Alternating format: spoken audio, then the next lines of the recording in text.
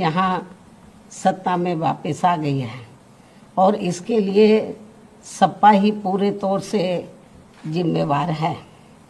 और अब यूपी में खासकर कमज़ोर वर्गों व मुस्लिम समाज के लोगों के ऊपर जो आए दिन जुल्म जाती हो रही है, तो उसके लिए भी सपा मुखिया ही पूर्ण रूप से जिम्मेवार व कसूरवार भी है।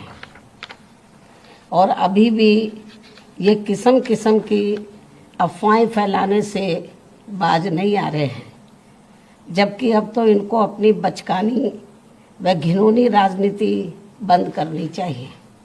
इसके साथ ही इनको मैं ये भी बताना चाहती हूँ कि इसमें भी कोई संदेह नहीं है कि यदि उत्तर प्रदेश सहित पूरे देश में खासकर दलित, आदिवासी, पिछड़ा वर्ग, मुस्लिम व अपर कास्ट समाज में से गरीब तबका भी बीएसपी में जुड़ जाता है, तो फिर ये लोग बीएसपी की मुखिया को पुनः यहाँ यूपी का मुख्यमंत्री बना सकते हैं। और इतना ही नहीं बल्कि आगे चलकर देश का प्रधानमंत्री भी बना सकते हैं, क्योंकि इन वर्गों के वोटों में बहुत बड़ी ताकत है, बशर्ते यदि ये लोग एकजुट होकर बीएसपी से जुड़ जाएं और चुनाव में किसी भी प्रकार से गुमराह ना हो, किसी भी प्रकार के बहकावे में ना आए। इसलिए मैं अपनी ज़िंदगी में यूपी की फिर से मुख्यमंत्री बनने व आगे चलकर देश का पीएम बनने का ही सपना देख सकती हूँ, लेकिन देश का राष्ट्रपति बनने का तो सपना मैं कभी भी नहीं देख सकती हूँ। ये भी मैं इनको बताना चाहती हूँ, क्योंकि मैंने अपनी पूरी ज़िंदगी ऐश व आराम के लिए नहीं बल्कि बाबा साहब डॉक्टर भीमराव अंबेडकर एवं मान्यवर श्री काशीराम जी के बताए हुए रास्तों पर चलकर व कदम कदम पर कड़ा संघर्ष करके इनके अनुयायियों को व खासकर दबे कुचले लोगों को अपने पैरों पर खड़ा करने के लिए समर्पित की है। ये भी इनको मालूम होना चाहिए।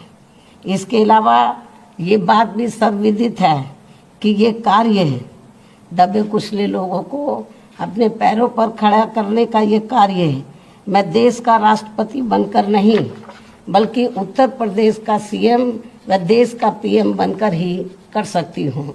इसलिए सपा के लोग अपने राजनीतिक स्वार्थ में मुझे ज़बरदस्ती राष्ट्रपति बनाने का जो सपना देख रहे हैं, तो उसे इनको भूल जाना चाहिए, कोई फ़ायदा नहीं।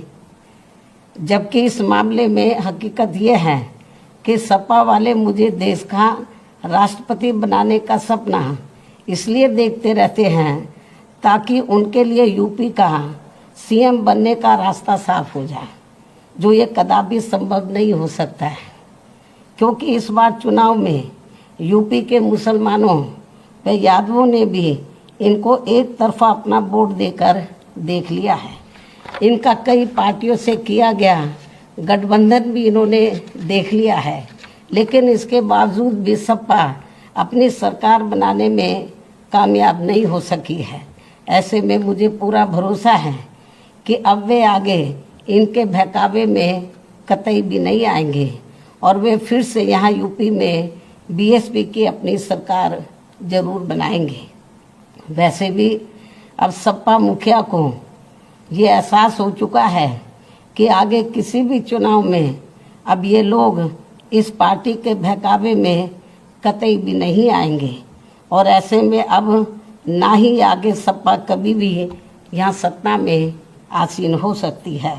इसलिए अब वो विदेश भागने के भी फिराक में है, जहाँ उसने पहले से ही अपना काफ़ी बंदोबस्त कर लिया है। ये भी इनके बारे में प्रदेश में काफ़ी जोरों में आम चर्चा है।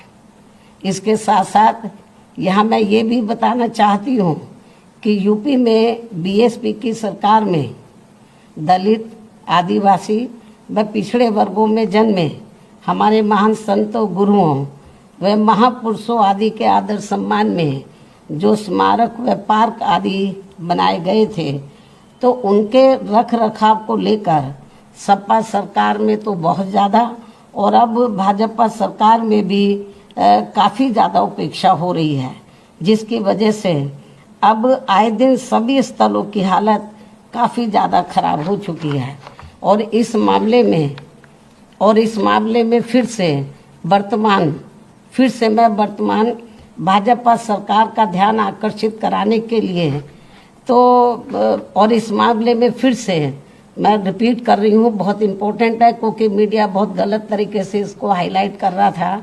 और इस मामले में फिर से वर्तमान भाजपा सरकार का, क्योंकि सरकार का ध्यान आकर्षित कराने के लिए आज मेरी चिट्ठी को लेकर बीएसपी का एक प्रतिनिधिमंडल अर्थात श्री एस.सी. मिश्रा राज्यसभा सांसद व राष्ट्रीय महासचिव बसपा एवं श्री उमा शंकर सिंह बीएसपी विधानमंडल दल के नेता आदि यूपी के मुख्यमंत्री योगी जी से मिले हैं। इन स्थलों को लेकर इस संबंध में मैंने चिट्ठी लिखी मुख्यमंत्री जी को और इन दोनों को मैंने भेजा, आप चिट्ठी लेकर जाओ और उनको डिटेल में इन स्थलों की जो खराब हालत है उसके बारे में अवगत कराओ ताकि इन स्थलों की हालत सही हो जाए, इस ओर सरकार ध्यान दे। मैं उनसे यही उम्मीद करती हूँ कि वे इस मामले में अब जरूर उचित व ठोस कदम उठाएंगे।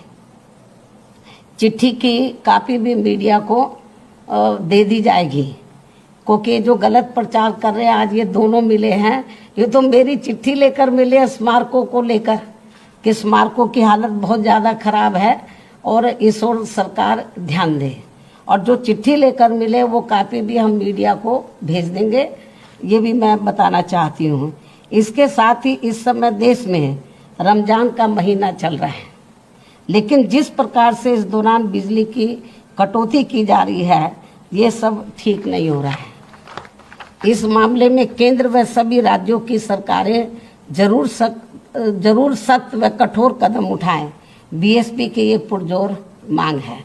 इन्हीं खास अनुरोधों के साथ ही अब मैं अपनी बात यहीं समाप्त करती हूँ। धन्यवाद।